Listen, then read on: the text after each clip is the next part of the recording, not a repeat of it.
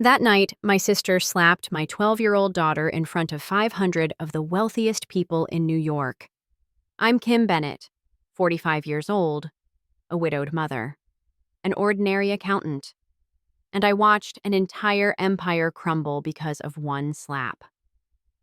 Do you know what it feels like to see your child falsely accused, surrounded by hundreds of cameras, blamed for ruining a $100,000 wedding dress? To stand there, helpless, while the city's elite pointed fingers at your little girl? But they picked the wrong child to bully. And they underestimated a mother willing to burn the whole world down to protect her daughter. Before I tell you what happened next, and trust me, you won't believe it, drop a comment below and let me know where you're watching from. Hit like and subscribe if you've ever had to stand up against injustice for your family. Because this story, it will change the way you see justice forever. The invitation arrived on a Tuesday morning, slipped under our apartment door like a guilty afterthought. I remember the weight of it in my hands, heavy cardstock that probably cost more than our weekly groceries. My name was printed in tiny letters at the bottom corner, while my daughter Emma's name was even smaller, barely visible. We were footnotes in my own sister's life. "Mom, look, it's so fancy." Emma held the invitation up to the light streaming through our kitchen window. Spring had come early to our little corner of suburban New York, and the morning sun made the gold lettering shimmer. "Aunt Diana's daughter is getting married." I watched my 12-year-old trace the embossed letters with her finger, her eyes bright with innocent excitement. She didn't understand yet that some invitations were obligations, not welcomes. She didn't know that being family sometimes meant less than being useful. "Can we go shopping for dresses?" Emma asked, already lost in dreams of tulle and satin. "Maybe something that swirls when I spin?" I looked at our small kitchen, clean but worn, with the refrigerator that hummed too loud, and the stove with only 3 working burners. My accountant's salary of $90,000 a year kept us comfortable enough, but there was no room for extravagance. Not since David died 2 years ago, leaving us with memories, love, and nothing else. "We'll find something beautiful," I promised, though my chest tightened at the thought of the expense. "Something just right for you." That evening, after Emma had gone to bed, I sat with the invitation in my lap. Diana Williams requested the honor of our presence at the marriage of her daughter Amber to John Carter III. The wedding would be at the Grand Plaza Hotel, naturally. Everything Diana did was grand. Grand house, grand car, grand disappointments in her younger sister who chose love over money. I traced my finger over the venue name and let myself remember. 20 years ago, Diana had worn designer suits to my simple backyard wedding. She'd pulled me aside that day, her perfect manicure digging into my arm. "You could have had anyone," she'd hissed. "Why are you throwing your life away for a nobody?" But David hadn't been nobody. He'd been everything. Kind, funny, devoted. He'd held my hand through Emma's difficult birth, celebrated her first steps, taught her to ride a bike. When the cancer took him, he'd left us with something Diana's money could never buy. The knowledge that we'd been truly loved. My phone buzzed. A text from Diana. "Received the invitation? Ceremony starts at 4, don't be late. No, how are you? No, I hope you can make it." Just commands, as always. I typed back a simple, "We'll be there," and went to check on Emma. She'd fallen asleep with her ballet shoes still on, exhausted from practice. Her teacher said she had real talent, maybe scholarship potential. But lessons cost money, competitions cost money, everything cost money. I gently removed her shoes and pulled the covers up to her chin. In sleep, she looked so much like David. The same gentle curve to her mouth, the same way of folding her hands under her cheek. She still wore the small silver locket he'd given her, refused to take it off even for ballet performances. Across town, in a house that sprawled across 2 acres in Westchester, my sister was probably reviewing seating charts and wine selections. I knew because she'd sent me exactly 1 email about the wedding. "Try to wear something appropriate. The media will be there." The media? Of course. Diana's husband owned half the commercial real estate in the city. Their daughter Amber was marrying into the Carter family. Old money, old connections, Old cruelties dressed up in new designer clothes. This wasn't just a wedding. It was a merger, a display of power. I wondered if Amber was happy. I'd barely seen my niece over the years. Diana had made sure of that. Family gatherings were rare and awkward, with Diana always finding ways to highlight the gulf between us. "Kim's still in that little apartment," she'd say to her friends as if I were deaf. "Some people just don't have ambition." But I had ambition. It just looked different from hers. My ambition was Emma's smile when she nailed a difficult ballet sequence. It was keeping our small life stable and loving. It was teaching my daughter that worth wasn't measured in dollars or square footage. The next morning, Emma found me staring at the budget spreadsheet on my laptop. "Mom, are you okay?" "Just planning," I said, closing the screen. "How about we go dress shopping this weekend?" "Really?" Her face lit up. "Can we go to that vintage shop downtown, the one with the pretty window display?" "That's perfect." And it was. Emma didn't need new designer clothes to shine. She carried her own light, just like her father had. But as we made our plans, something cold settled in my stomach. I knew Diana. I knew how she operated. We weren't really invited to celebrate. We were invited to serve as contrast. Look how well Diana's family had done. Look how far they'd risen above their modest beginnings. And look at poor Kim, still struggling, still refusing to play the game. The invitation sat on our kitchen counter for the rest of the week, its gold letters catching the light each morning. Emma would pause to look at it sometimes, dreaming her 12-year-old dreams of dancing at a fancy reception. She didn't know that some invitations were warnings, that family could be the cruelest judge of all. But we would go. We would hold our heads high, because that's what David would have wanted, and because Emma deserved to believe, for a little while longer, that family meant love instead of judgment. I just wished I could shake the feeling that this wedding would change everything. The Grand Plaza Hotel rose like a golden monument to excess, its windows reflecting the afternoon sun in blinding sheets of light. Emma pressed her face against the taxi window, counting the floors. 20, 30, Mom, I can't even see the top. I smoothed my simple navy dress. Bought 3 years ago for David's funeral, worn today because it was the nicest thing I owned. Emma wore a pale blue dress from the vintage shop, its fabric soft from years of wear but fitting her perfectly. She'd pinned her father's locket carefully inside the collar, keeping it close but hidden. "Ready, sweetheart?" I asked as the taxi pulled up to the entrance. She nodded, suddenly shy as she saw the parade of guests emerging from limousines and luxury cars. Women in designer gowns that cost more than our yearly rent glided past, their jewelry catching the light like scattered stars. Men in tailored suits checked platinum watches and spoke into phones worth more than my car. We were directed to a side entrance. Of course we were. "Staff and vendor entrance," the security guard said, barely glancing at our invitation. "Take the service elevator to the 3rd floor, then switch to the main elevator." Emma's hand found mine as we navigated the back hallways. "Why can't we use the front entrance like everyone else?" "It's just logistics," I lied smoothly. "Big weddings have complicated plans." But I knew better. This was Diana's first message. Know your place. The ballroom took Emma's breath away. It should have. The florists had transformed it into a garden of white orchids and roses, with crystals dripping from every surface like frozen rain. Ice sculptures spelled out the couple's initials. A string quartet played in one corner while guests mingled, their laughter bright and sharp as champagne bubbles. "There must be 1,000 people here," Emma whispered. "More like 1,200, according to the society pages." I recognized faces from the business section of the newspaper, from charity galas I'd seen photographed but never attended. This wasn't just a wedding. It was a gathering of power, a display of influence worth documenting. We were shown to our seats by a harried assistant who didn't meet our eyes. Table 47, the last table, pressed against the back wall, partially hidden behind a pillar. Our place cards were handwritten afterthoughts compared to the engraved ones on the other tables.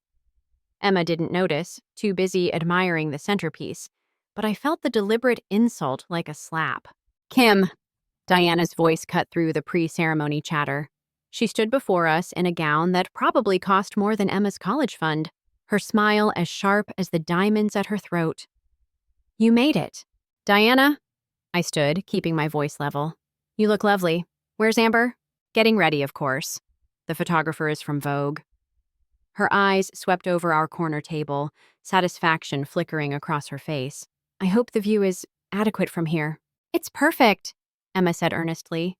Thank you for inviting us, Aunt Diana. Diana's gaze barely touched my daughter. Of course. Family should be present for important moments. She leaned closer to me, lowering her voice. Do try to keep a low profile. The Carters are very particular about their image. She swept away before I could respond, leaving the scent of expensive perfume and casual cruelty in her wake. Emma watched her go, confusion clouding her features. Why doesn't Aunt Diana ever really look at me? She asked quietly. Because you remind her of choices made and paths not taken. Because your existence proves that love mattered more to me than money. Because every time she sees you, she sees her own daughter's empty perfection reflected back. She's just busy with the wedding, I said instead. The ceremony began with a processional that belonged in a royal wedding. 20 bridesmaids in identical silk gowns, 20 groomsmen in mourning coats. The music swelled, a full orchestra hidden behind silk screens. Guests rose as one, a sea of wealth and privilege turning toward the aisle. Amber appeared like something from a fairy tale. Her dress, the dress that would later cause so much pain, was a masterpiece of silk and lace, with a train that required 6 attendants to manage. $100,000 of fabric and dreams, the newspapers would report later. She moved like Diana had taught her, head high, smile perfect, every step calculated for maximum impact, but I watched her eyes. Behind the professional makeup and practiced smile, Amber looked trapped. Her gaze found the exit doors more than once, as if calculating the distance. When she reached the altar where John Carter III waited, handsome, cold, already checking his phone, something in her seemed to dim. She's beautiful, Emma breathed, entranced by the spectacle. Yes, beautiful and miserable. I recognized the look. It was the same one Diana had worn at my wedding, watching me marry for love while she calculated what she'd gain from her own strategic marriage. History repeating, patterns passed down like poisoned heirlooms. The ceremony was long, filled with readings about duty and tradition, prosperity and legacy. Love was mentioned exactly once, and then only in passing. John checked his phone twice during the vows. Amber's smile never wavered, but her knuckles were white around her bouquet. When they were pronounced husband and wife, the kiss was brief, performative. The crowd erupted in applause that sounded more like approval of a business deal than celebration of a union. Cameras flashed from the designated media area. Diana had made sure the right photographers were present to document her triumph. As the recessional began, Emma tugged my sleeve. Mom, why does Amber look so sad? Weddings are emotional, I said carefully. But Emma, perceptive like her father, shook her head. No, that's not happy sad. That's trapped sad. Like the butterfly we saw at the museum, the one behind glass, from the mouths of babes. I pulled her closer, grateful again for our small, honest life. We might sit at the last table, might enter through side doors, might wear vintage dresses to $100,000 affairs. But we knew what love looked like, and this wasn't it. The reception would begin soon. $300,000 of food and wine, $1 million of flowers and entertainment, all to celebrate a union that already looked hollow, a merger dressed up as a marriage. I should have left then, should have made some excuse and taken Emma home to our small, safe apartment.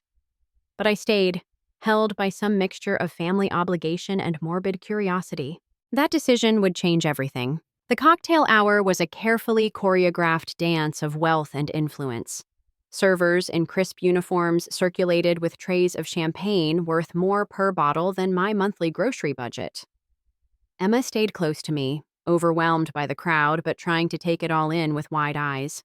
Mom, everyone's looking at us, she whispered. She was right.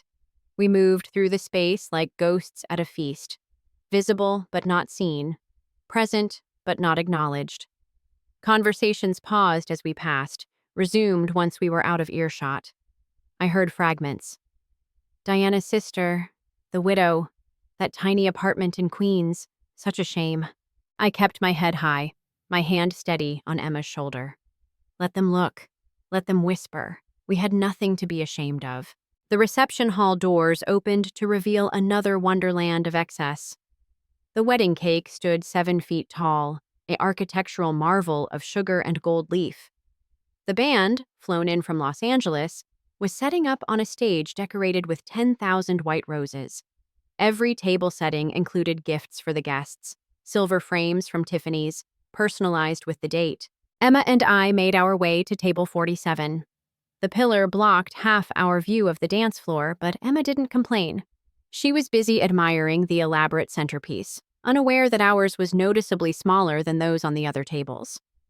These tiny cruelties were Diana's specialty, death by 1,000 small cuts. Dinner was served in 7 courses. Emma tried things she'd never seen before: caviar, foie gras, truffles shaved over pasta.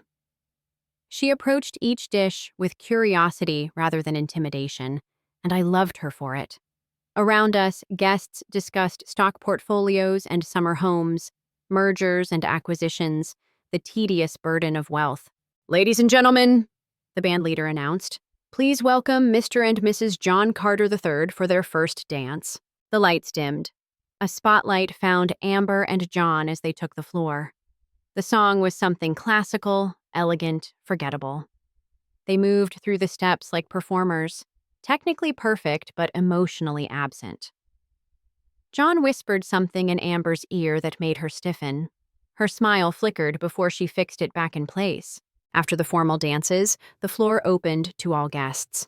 Emma watched the swirling couples with longing. Would it be okay if I danced? Just one song?"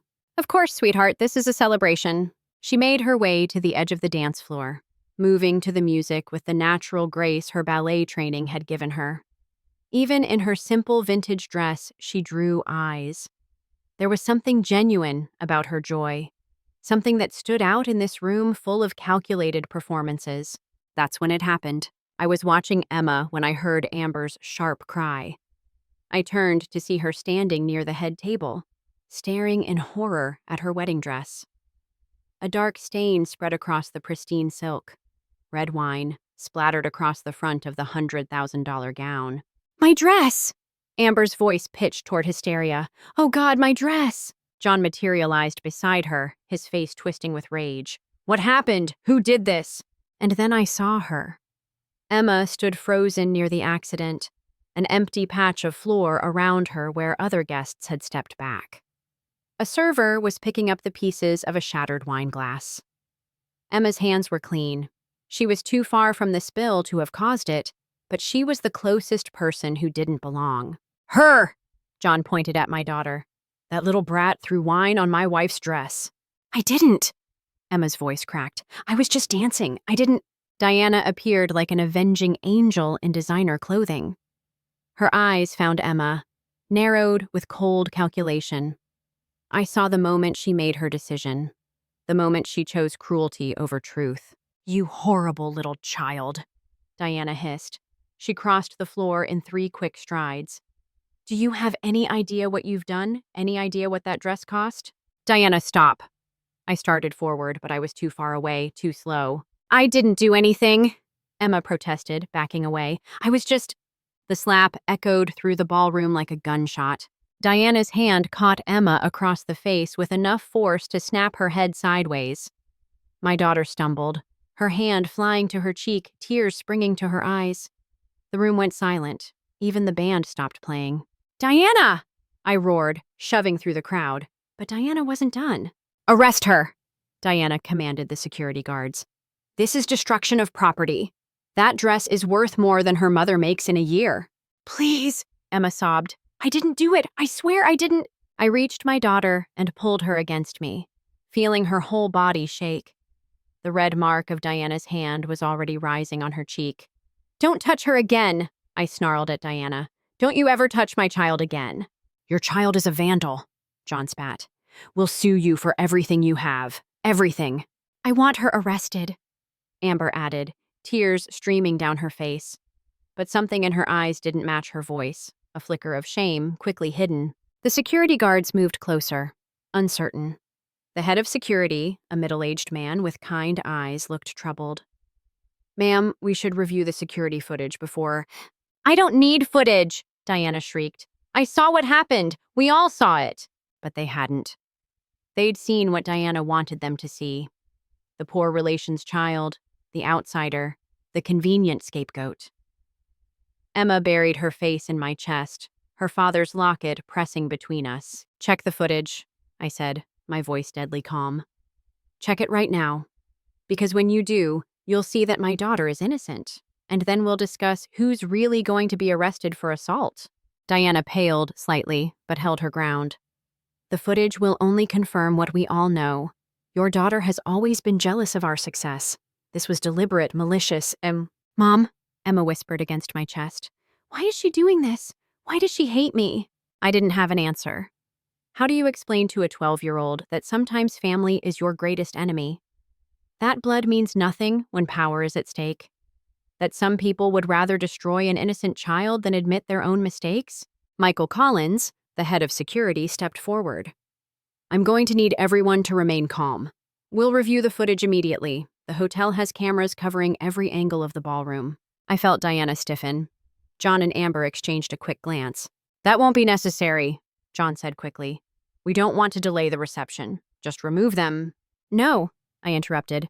"We're reviewing that footage, right now, because my daughter's innocence is worth more than your reception schedule." The battle lines were drawn. On one side, power, money, influence, and the willingness to destroy a child to maintain an image. On the other, a mother, her daughter, and the truth. I held Emma tighter. "It's going to be okay," I whispered.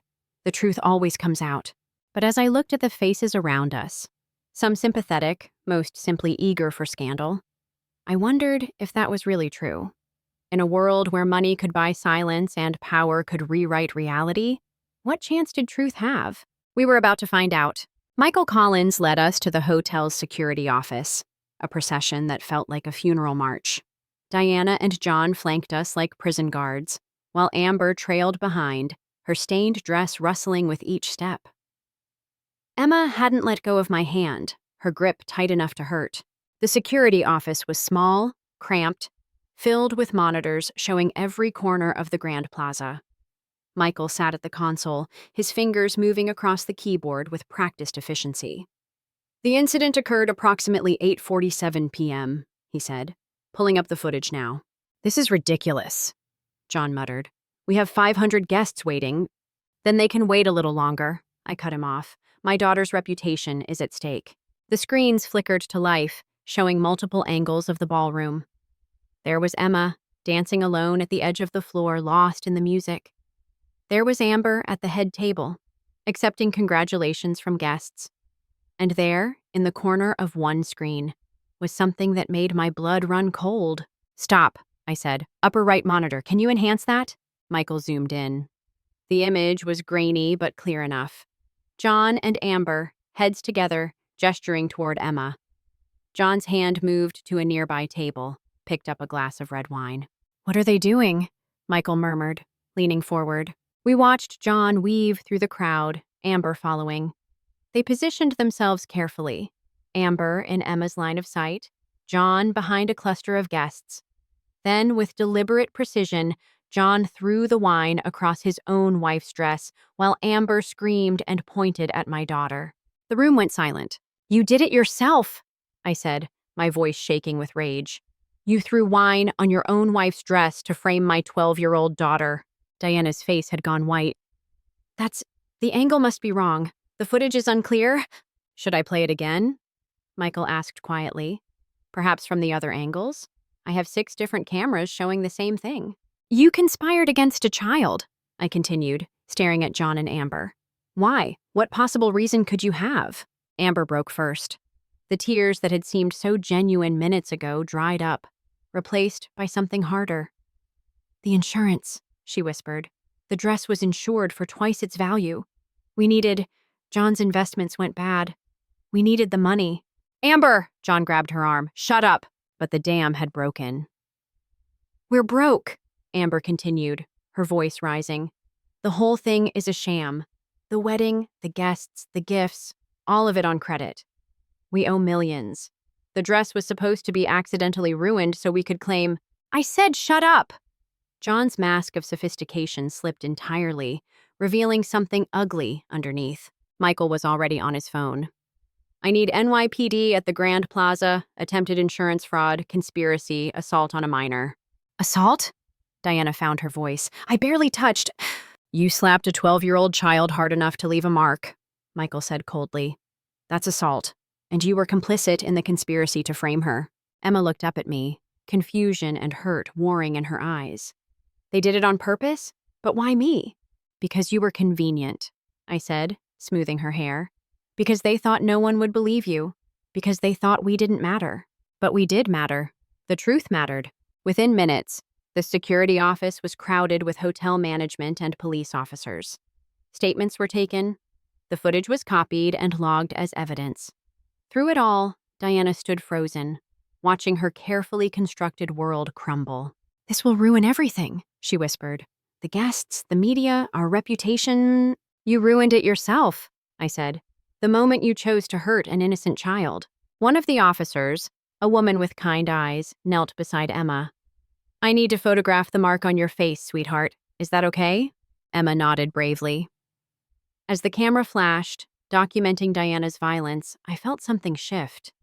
This wasn't just about a slap anymore, or even about insurance fraud. This was about patterns of cruelty, about people who saw others as disposable props in their personal dramas. There's more, Michael said suddenly, still reviewing footage. Mr. Carter, you've been in my hotel 6 times in the last month, each time with a different woman, none of them your fiancé. Amber's laugh was bitter. Of course he has. This whole marriage was a business deal. Diana promised us funding if we went through with it, promised to save John's company. That's enough, Diana snapped, but her voice lacked its usual authority. No, it's not enough. Amber turned on her mother. You've controlled my whole life. Every decision, every relationship, every breath I take has been about your image, your connections, your empire. I'm done. The officers continued their work with professional efficiency. Forms were filled out, rights were read. The word charges was mentioned repeatedly. Through it all, Emma stayed pressed against my side, processing the ugly truth about people she'd wanted to love. Ma'am, one officer addressed me. You'll need to come to the station to file formal charges. The assault on your daughter is clear-cut. The fraud charges will be handled by the DA's office. What about the guests? Diana asked weakly. The reception? Michael's smile was grim. I've had my staff inform them that the reception is canceled due to a security incident. They're being asked to leave in an orderly fashion. Through the office window, we could see the exodus beginning. 500 of New York's elite, fleeing the scene of scandal like rats from a sinking ship. Tomorrow, the society pages would be full of speculation. Within a week, the full story would break. You've destroyed us, Diana hissed at me. Are you happy now? You've finally gotten your revenge for all those years of feeling inferior. I didn't want revenge, I said quietly. I just wanted my daughter to be safe. You're the one who chose destruction. As the police led John away in handcuffs, he turned back one last time. It was supposed to be simple, he said. Just a little spilled wine. How did it go so wrong? It went wrong the moment you decided to hurt a child, I answered. Everything else was just consequences. Diana would be arrested too, though she'd make bail within hours. Amber would cooperate with authorities, trading testimony for leniency. The grand wedding that was supposed to cement their status would instead become the scandal that destroyed it. But in that moment, all I cared about was Emma. Are you okay? I asked her softly. She touched her cheek where the mark was already fading. It hurts, but not as much as knowing they hated me that much. They don't hate you, I said. They hate themselves. You just got caught in the crossfire. As we prepared to leave for the police station, Michael Collins stopped us. I'm sorry this happened in my hotel, he said. But I'm glad we could prove the truth. Your daughter is very brave. Emma managed a small smile. My dad always said the truth was the most important thing, even when it hurts. Your dad was right, Michael said. Hold on to that. We left through the main entrance this time. past the abandoned reception hall with its 7-foot cake and thousands of roses. The fairy tale had become a crime scene. The masks had fallen, revealing the rot underneath. But Emma and I walked out with our heads high. We had something worth more than all the money and power in that room. We had truth, we had each other, and we had the knowledge that when tested, we'd chosen righteousness over reputation. The real battle was just beginning. The next 3 weeks blurred together like a watercolor painting left in the rain. Our small apartment became command central for a legal battle I never wanted but couldn't avoid. Boxes of documents covered our dining table. My laptop stayed open constantly, emails from prosecutors and lawyers creating a digital avalanche I could barely manage. Emma had retreated into herself. She went to school, came home, did homework, but the light in her eyes had dimmed. She'd stopped going to ballet entirely. "Just for a while," she'd said, hanging up her pointe shoes. "I can't. Everyone stares at me, Mom. Everyone knows." The story had broken wide. Wedding scandal rocks New York elite. Child framed in million-dollar insurance fraud. Society matriarch arrested for assault. Our names were everywhere. Our faces on every gossip site. Someone had leaked the security footage. The video of Diana slapping Emma had gone viral. I tried to shield her from it, but kids at school had phones. They'd seen everything. "They call me Slap Girl," Emma told me one evening, curled on the couch with her father's locket clutched in her hand. Like it's funny. Like what happened to me is just entertainment. The doorbell rang before I could respond. These days, it was usually reporters or process servers. But this time, it was ADA Carol Redfern and Detective Mark Davis, the lead investigators on the case. "We need to talk," Carol said. "May we come in?" I glanced at Emma. "Sweetheart, why don't you go read in your room?" "I want to stay," she said quietly. "It's about me, isn't it? I deserve to know." Carol and Mark exchanged glances. "She's right," Mark said. "She's mature enough to hear this." They spread files across our coffee table. Financial records, emails, photographs. The scope of what they'd uncovered was staggering. "The insurance fraud was just the tip," Carol began. "Diana Williams has been running multiple schemes for years. Shell companies, tax evasion, money laundering. She's been using her real estate business as a front." "And John Carter?" "Worse," Mark said grimly. "He's been running a Ponzi scheme through his investment firm. $20 million of client funds are missing. The wedding was supposed to be his last big score. Use the insurance money and gifts to pay off the most aggressive creditors, then disappear." Emma listened silently, processing. "So the whole wedding was fake?" "Not fake," Carol said gently, "but certainly not what it seemed. Amber Williams was as much a victim as anyone. Her mother has been controlling her through financial manipulation for years." They showed us Amber's statement. Pages and pages of testimony about a life lived under Diana's thumb. Every friendship vetted, every relationship sabotaged if it didn't serve Diana's purposes. The marriage to John had been arranged when Amber was just 19, a business deal disguised as romance. "She's cooperating fully," Mark added. "In exchange for leniency, she's providing evidence about both her mother and John." "What kind of evidence?" I asked. Carol pulled out a laptop. Email chains going back 5 years. Diana discussing how to hide assets, how to intimidate business partners, how to destroy anyone who crossed her. And this. She clicked play on an audio file. Diana's voice filled our small living room. "I don't care what it takes. That building inspector needs to disappear. Pay him off, threaten his family, I don't care. I need those permits." Emma flinched. This was her aunt, her family, revealing herself as a monster. "There's something else," Mark said carefully. "We've been investigating Diana's connection to your late husband's medical care." The room tilted. "What?" "David was treated at St. Mary's Hospital. Diana is on the board. We found irregularities in his records, medications that were ordered but never administered, treatments that were delayed without explanation." "You're saying she—" I couldn't finish the sentence. "We can't prove intentional harm," Carol said quickly. "But there's evidence she used her influence to ensure he didn't receive optimal care. She apparently told one board member that some problems solve themselves if you're patient." I felt Emma's hand slip into mine. My little girl, comforting me as my world shattered. Diana hadn't just been cruel. She'd been evil. Why? I whispered. What did I ever do to deserve that kind of hatred? Mark pulled out an old photograph. Diana and me as children, maybe 7 and 5 years old. In the picture, I was laughing, held in our father's arms while Diana stood to the side, forgotten. We interviewed your mother, he said gently. She's in assisted living now, but her memory is still sharp. She said Diana never forgave you for being your father's favorite.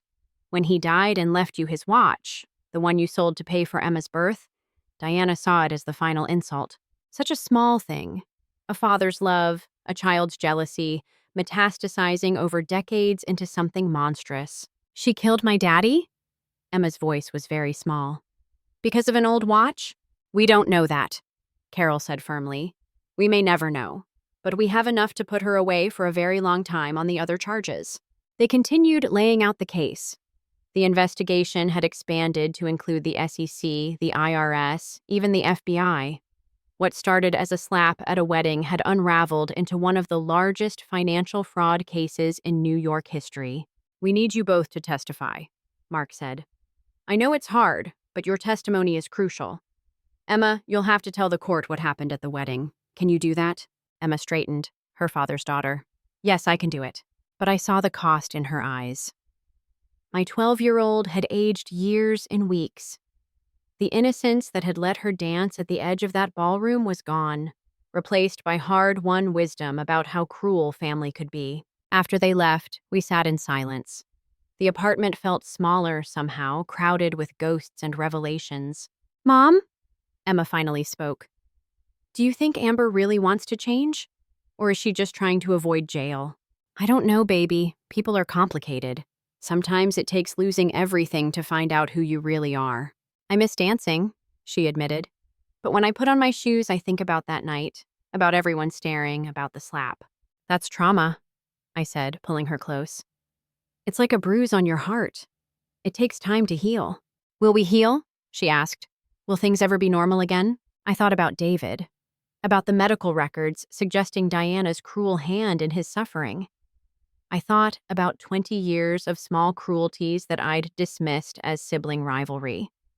I thought about the trial ahead, the media circus, the long road to justice. Not normal, I said honestly, but maybe something better. Maybe we'll be stronger. Emma fell asleep against my shoulder, her breathing steady and trusting despite everything. I held her and planned. The trial would be brutal. The media would be relentless. Diana would use every resource, every connection, every dirty trick to avoid consequences. But she'd made one fatal mistake. She'd touched my child. And for that, I would see this through to the end. Justice wasn't revenge. It was balance. It was making sure that no other mother would sit in a security office watching footage of her child being framed and assaulted. It was ensuring that power couldn't always trump truth. The investigation would continue. More secrets would surface. The web of lies would unravel thread by thread. And we would be there for all of it, Emma and I, holding tight to each other and to the memory of a good man who'd taught us that truth mattered more than money, that love mattered more than power. The bruises would heal. The truth would prevail. We just had to be strong enough to see it through. The New York Supreme Court building loomed before us like a temple to justice, its pillars catching the weak November sun. 6 months had passed since the wedding. 6 months of depositions, media scrutiny, and death threats from Diana's supporters. But finally, the day of reckoning had arrived. Remember? 8A Carol Redfern coached Emma one last time. Just tell the truth. Look at me if you get scared, not at Diana. Emma nodded, her small hand in mine. She wore the same blue dress from the wedding. We'd decided to reclaim it, to strip it of its power to hurt. Her father's locket gleamed at her throat, no longer hidden. The courtroom was packed. Media had been restricted, but sketch artists were present, their pencils already moving. Diana sat at the defense table, diminished somehow. Prison had stripped away the designer clothes and perfect makeup, revealing the bitter woman underneath. John Carter sat separately, his own legal team maintaining careful distance. Amber was in the witness section, her face pale but determined. All rise for the Honorable Judge Patricia Chen. Judge Chen was known for her fairness and her intolerance of legal theatrics. Diana's team of high-powered attorneys would find no sympathy here. The prosecution's opening statement was devastating in its simplicity. Carol laid out the facts: assault on a minor, conspiracy to commit fraud, pattern of financial crimes spanning decades. She showed the security footage on a large screen. The courtroom watched Diana's hand connect with Emma's face, watched John throw wine on his own wife, watched them all point at an innocent child. This case, Carol concluded, is about powerful people who believed they were above consequences. It's about a woman who struck a 12-year-old child and thought her money would make it disappear. She was wrong. Diana's lead attorney, Harrison Blake, tried to paint a different picture. Stress from wedding planning, misunderstanding, trick of camera angles, loving aunt pushed too far by a disruptive child. But his words fell flat against the reality of the video evidence. Emma was called to testify on the second day. I watched her walk to the witness stand, back straight, head high. My little girl who'd once dreamed of dancing at a fancy wedding, now swearing to tell the truth about the nightmare it became. Emma, Carol began gently, can you tell us what happened at your aunt's daughter's wedding? Emma's voice was clear, younger than her years but steady. She described arriving at the hotel, being directed to the service entrance, sitting at the last table. She talked about watching others dance, about stepping onto the floor herself. I was just moving to the music, she said. I wasn't near anyone. Then I heard Amber scream about her dress and everyone was looking at me and Uncle John was yelling that I did it. What happened next? Emma's hand moved to her cheek, remembering. Aunt Diana came over. She was so angry. She called me horrible. Then she hit me, hard. Objection. Harrison and Blake stood. The witness is characterizing. Overruled, Judge Chen said coldly. The witness is describing what happened to her. Continue. Emma told the rest. The accusations, the security office, the moment when the truth was revealed. She looked at Diana only once, and what passed between them made Diana flinch and look away. Emma, Carol asked, how has this experience affected you? I stopped dancing, Emma said simply. I used to love ballet. It made me feel close to my dad. He used to come to all my recitals. But after the wedding, I couldn't. Everyone at dance school knew what happened. They'd seen the video. I wasn't Emma anymore. I was the girl who got slapped at the wedding. The cross-examination was brutal. Blake tried to suggest Emma had been dancing wildly, that she'd been jealous of the attention, that maybe she had bumped into someone without realizing. But Emma held firm. I know what happened, she said. I was there. And then we all watched the video that proved I was telling the truth. When she stepped down, she walked past Diana's table. My sister reached out, perhaps to touch her, perhaps to apologize. Emma didn't pause, didn't acknowledge her. That dismissal was more devastating than any angry words. Amber testified next, and her testimony was damning. She detailed years of manipulation, of Diana pulling strings and destroying lives. She told of being forced into the engagement with John, of the insurance scheme being Diana's idea. My mother doesn't love people, Amber said, tears streaming. She collects them, uses them. When they're no longer useful, she discards them. I was just another asset in her portfolio. The financial crimes were laid out in excruciating detail. Shell companies with names like butterflies, beautiful and empty. Money flowing in circles, always ending in Diana's control. Properties bought with laundered funds, inspectors bribed, competitors destroyed through whisper campaigns and strategic lawsuits. And through it all, Diana sat unmoved, as if she were watching a boring play rather than the destruction of her life's work. John Carter took a plea deal rather than testify, but his recorded statement was played. He detailed how Diana had approached him, how she'd known his company was failing and offered salvation through marriage to Amber. How the wedding was meant to be one last grand gesture before they fled the country with the insurance money and gifts. She said Emma was perfect. His voice crackled through the speakers. Young, unconnected, from the poor side of the family. No one would believe her over us. Diana said it would be like taking candy from a baby. On the final day of testimony, one more witness was called. Lucas Graham, Diana's former attorney, had been granted immunity in exchange for his cooperation. What he revealed sent shockwaves through the courtroom. "She kept files," he said, "on everyone. Blackmail material." She called it her insurance policy.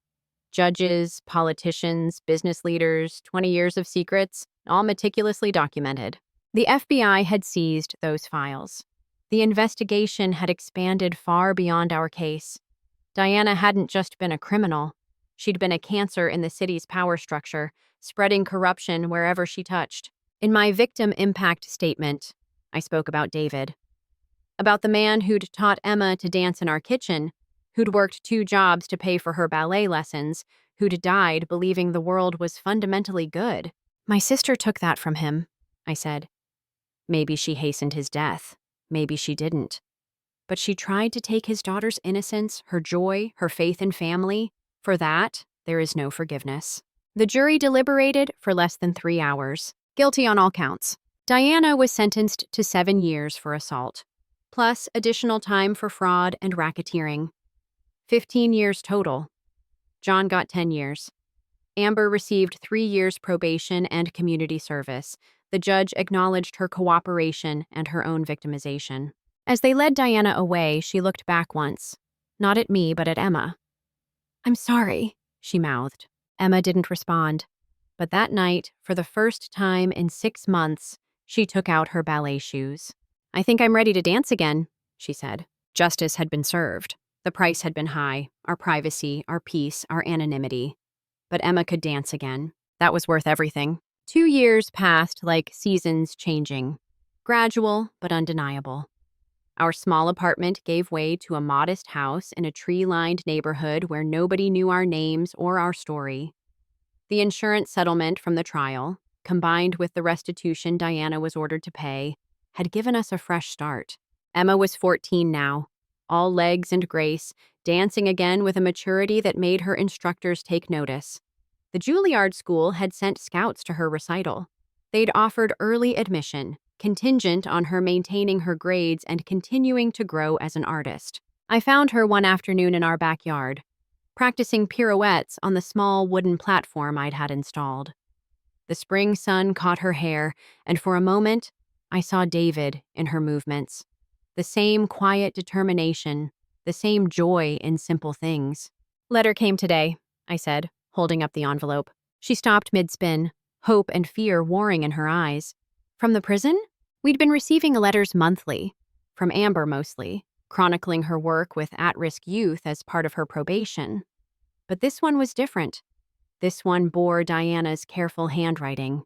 "Do you want to read it?" I asked. Emma considered, then shook her head. "You read it. Tell me if there's anything I need to know." I sat on the porch steps and opened the letter. "Kim, they have me teaching literacy classes here. Me, who used words as weapons, now helping women learn to read. The irony isn't lost on me. I dream about that night, about my hand striking Emma's face. In my dreams, I stop myself. I choose differently, but we don't get to rewrite our worst moments, do we? I've enclosed something that belongs to you. I should have given it to you years ago. Diana. Inside was a small key and a safety deposit box number. No explanation, just the bare information. I tucked it away, unsure what to do with this potential Pandora's box. "Anything important?" Emma asked. "Maybe, we'll see." The next morning, I stood before a bank teller, the key heavy in my hand. The safety deposit box was small, paid up for 20 years in advance. Inside were 3 things. Our father's watch, the one I'd sold to pay for Emma's birth, somehow reacquired by Diana, a bundle of letters addressed to me, never sent, and a USB drive labeled David. I took everything home and waited until Emma was at school before exploring the contents. The letters spanned 20 years, each one an apology never mailed, an explanation never given. Diana had written to me after every major event: my wedding, Emma's birth, David's diagnosis. In each one, she'd struggled with pride and regret, love and resentment, never finding the courage to send them. The USB drive was harder to face. It contained security footage from the hospital where David had been treated. Not the official recordings. Those had been mysteriously corrupted. These were from Diana's personal investigation, hired to spy on my husband's care. I watched my husband's last days unfold on the screen, watched nurses skip his room during medication rounds, watched doctors dismiss his complaints, watched Diana herself visit once, standing in his doorway for exactly 13 seconds before walking away. But I also watched something else. David, weak but determined, writing letter after letter. The camera quality was too poor to read them, but I recognized the motion. He'd been writing to Emma, creating the legacy of love letters we'd found after his death. Even while being neglected, possibly murdered by proxy, he'd spent his energy ensuring our daughter knew she was loved. I was still crying when Emma came home. "Mom, what's wrong?" I showed her the watch. "This was your grandfather's. Your dad sold it to pay for your birth. Somehow Diana got it back." Emma held it reverently. "Why would she keep it?" "Guilt, maybe, or love twisted into something unrecognizable. People are complicated." That weekend, we visited Amber. She was living in a small apartment, working as a nurse's aide while completing her community service. The designer clothes were gone, replaced by simple scrubs. She looked younger somehow, freed from the weight of her mother's expectations. "I'm glad you came," she said, serving us tea in mismatched cups. "I wanted to thank Emma. What happened at the wedding, it saved my life. Not the life I thought I wanted, but the one I actually needed." "You're thanking me for being framed?" Emma asked, confused. "For being the catalyst," Amber corrected. "Mother would have escalated eventually. Someone would have been hurt worse. Your honesty, your innocence, it held up a mirror to all our lies. It made them impossible to maintain." She showed us pictures from the youth center where she volunteered. Former gang members learning to read, teenage mothers getting their GEDs, lives being salvaged and redirected. "I tell them my story," Amber said. "How I had everything and threw it away for a lie. How a 12-year-old girl's courage saved me from becoming my mother. They need to know that redemption is possible." As we left, Emma hugged her cousin for the first time. "I forgive you," she said simply. Dad always said holding on to anger was like holding on to a hot coal. It only burns you. The next month, I published the first article in what would become a series about our experience. Not for revenge or profit, but for the other mothers sitting in security offices, watching their children be scapegoated. For the other families torn apart by greed and lies. The response was overwhelming. Letters poured in from around the world. Stories of false accusations, of power-crushing truth, of families divided by money and pride. But also stories of vindication, of truth prevailing, of bonds that survived the fire. Emma and I started a foundation, Hope After False Witness. We provided legal resources for children falsely accused of crimes. We offered counseling for families torn apart by similar experiences. We created a network of support for those facing the machinery of wealth and influence with nothing but truth on their side.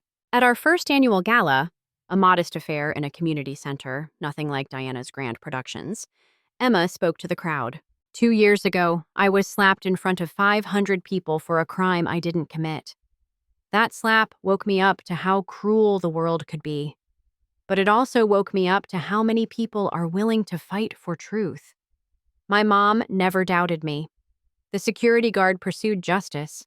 The prosecutors believed in our case. Even my cousin found the courage to tell the truth. She paused, finding my eyes in the crowd. Someone asked me if we won. My mom said we didn't win. We just chose to live right. I understand that now. There's no winning when family hurts family. There's only choosing how to move forward. We choose truth. We choose helping others. We choose to dance again, even when the music is hard to hear. The USB drive had contained one more file I hadn't shared with Emma. A video of David, taken days before his death. He was speaking directly to the camera, knowing somehow that Diana was watching. "I forgive you," he'd said, his voice weak but clear. "Whatever you've done, whatever you're planning, I forgive you. But if you ever hurt my daughter, Kim will destroy you. Not out of vengeance, but out of love. That's the difference between us, Diana. You mistake fear for power. But love is the only power that matters." He'd been right. Love had conquered fear. Truth had conquered lies. We'd rebuilt not just our lives, but our capacity to trust, to hope, to dance. The house was quiet now, but it was a peaceful quiet. Emma's ballet shoes hung by the door, ready for tomorrow's practice. The foundation's files covered my desk, each one representing a family seeking justice. David's watch ticked on my wrist, returned to where it belonged. We'd been reborn, Emma and I. Not unscarred, but unbroken. Not unchanged, but undaunted. And in the small studio behind our house, when the afternoon light slanted just right, you could sometimes see a ghost of the past. A father and daughter dancing in the kitchen, their laughter echoing across time, reminding us that love transcends even death, that joy can bloom again after the harshest winter. We were home. 5 years after the slap that changed everything, I stood at a podium in Lincoln Center. Emma, now 19 and a sophomore at Juilliard, sat in the front row beside Amber. They'd grown close over the years, the cousin who'd wronged her becoming the sister she'd never had. Behind them sat 300 supporters of our foundation, gathered for what we'd simply called an evening of truth. When my daughter was 12, I began. She was assaulted for a crime she didn't commit. That moment could have destroyed us. Instead, it revealed a profound truth. In a world that often rewards cruelty and punishes innocence, choosing to stand for truth is itself a form of rebellion. The evening was part fundraiser, part celebration. We'd helped over 1,000 families in 5 years. Children falsely accused of theft, vandalism, assault, crimes invented by adults who needed scapegoats. We'd provided lawyers, counselors, and most importantly, belief. We'd stood with parents who felt powerless against systems designed to crush them. Emma took the stage next, no longer the trembling girl from the courtroom, but a young woman who'd transformed trauma into purpose. She didn't speak immediately. Instead, she danced, a piece she'd choreographed herself called Truth in Motion. Every movement told our story: the joy before the slap, the shock of betrayal, the long journey back to trust, the decision to help others find their way. When she finished, there wasn't a dry eye in the house. "My father died when I was 10, she said, still breathing hard from the dance. He left me 2 things: this locket and the belief that truth matters more than comfort. I lost faith in that belief for a while. How could truth matter when lies had such power? When family could hurt family so casually?" She paused, finding Amber in the audience. "But truth has its own power. It connects us. It heals us. It gives us the courage to say, 'This happened to me, and I survived, and I can help you survive too.'" The surprise guest was Judge Patricia Chen, now retired, who'd presided over Diana's trial. "In 30 years on the bench," she said, "I saw countless cases where power tried to silence truth. Most ended with the powerful winning. The case of Emma Bennett was different. Not because the evidence was clearer or the lawyers were better, but because a mother and daughter refused to be silenced. They reminded us why justice matters." As the evening progressed, we shared success stories. A boy from Detroit, accused of stealing from his employer, cleared when our investigators found evidence of embezzlement by the manager. A girl from rural Texas, blamed for starting a fire that destroyed her school's library, vindicated when we proved faulty wiring was the cause. Family after family who'd felt the crushing weight of false accusation and found, through our foundation, the resources to fight back. Michael Collins was there, the security guard who'd insisted on checking the footage that night.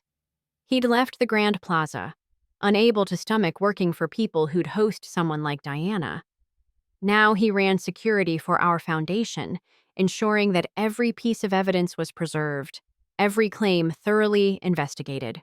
"That night haunts me," he admitted during his speech. "How easily it could have gone differently. If I'd been lazier, more willing to accept the easy answer, Emma would have been arrested. Her life would have been ruined. It reminds me that sometimes doing your job properly is the most radical act of all." Lucas Graham attended too, Diana's former lawyer who'd blown the whistle on her blackmail files. He'd lost his license but found a new calling teaching ethics to law students. "I spent 20 years helping powerful people destroy the powerless," he said. "I can't undo that. but I can spend the rest of my life making sure future lawyers understand. Your duty is to justice, not to whoever pays your bills. The final speaker surprised everyone. Diana herself, via video link from the minimum security facility where she was serving her last year. She looked older, grayer, but something in her eyes had changed. "I don't expect forgiveness," she said. "I don't deserve it. But I need to say this publicly. I struck a child. I conspired to frame her for a crime. I did it because I'd spent so long equating fear with respect that I'd forgotten what actual strength looked like. Emma showed me that night. A 12-year-old girl standing in truth had more power than all my money and connections." She paused, composing herself. "I teach literacy here now." Yesterday, a woman read her first complete sentence. She cried. So did I. Because I realized I'd been illiterate my whole life, unable to read the human cost of my actions. Emma taught me to read. I'm sorry it took so much pain for me to learn. The video ended. Emma stood quietly, then nodded once. Not forgiveness exactly, but acknowledgement. Growth. The possibility of redemption, even for those who'd seemed irredeemable. As the evening wound down, a young mother approached us. She held the hand of a boy about 10, who looked at the floor as she spoke. "My son was accused of poisoning his teacher's coffee," she said. "He's autistic. He was just trying to share his favorite flavor of creamer, but they said it was deliberate. The school wants to expel him. Criminal charges were mentioned. We don't have money for lawyers. Can you help?" Emma knelt before the boy. "What's your name?" "Marcus," he whispered. "Marcus, look at me." When he did, she smiled. "I was accused of something I didn't do once. It was scary. But you know what? The truth came out. It always does if people care enough to look for it. We care. We'll help." The boy's mother started crying. "Everyone else said we were overreacting, that we should just accept the punishment and move on. But he didn't do anything wrong." "Then we fight," I said simply. "That's what we do here. We fight for the truth." As the crowd dispersed, Emma and I stood on the Lincoln Center steps. The same steps where, years ago, she'd dreamed of performing as a professional dancer. Now she was here for a different kind of performance, one that saved lives instead of just enriching them. "Do you think Dad would be proud?" she asked. I thought of David's letter, the one he'd written from his hospital bed. Truth is a gift we give our children. Not the comfortable truth, but the real truth. That the world can be cruel, but we don't have to be. That power can corrupt, but we can choose differently. That love isn't just a feeling, but a decision we make every day to see others as worthy of justice. "He'd be amazed," I said. His little girl, changing the world one truth at a time. A spring breeze stirred the trees lining the plaza. Somewhere in the city, another child was being falsely accused. Another family was feeling the crushing weight of powerlessness. But now they had somewhere to turn. Now they had hope. Emma pulled out her phone, checking the foundation's emergency line. 3 new cases had come in during the gala. 3 more families who needed us. "Ready to get back to work?" she asked. "Always," I said. We walked down the steps together, mother and daughter, survivors and advocates, carrying forward the legacy of a man who'd believed truth mattered more than comfort, love more than power. The slap that had echoed through that ballroom 5 years ago had become something else.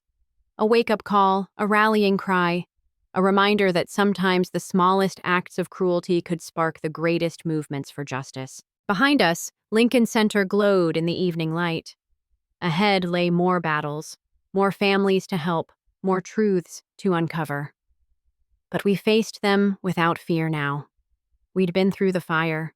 We'd emerged not unscathed, but unbroken. And we danced on, to music only we could hear, the rhythm of justice, the melody of truth, the harmony of lives rebuilt from the ashes of betrayal.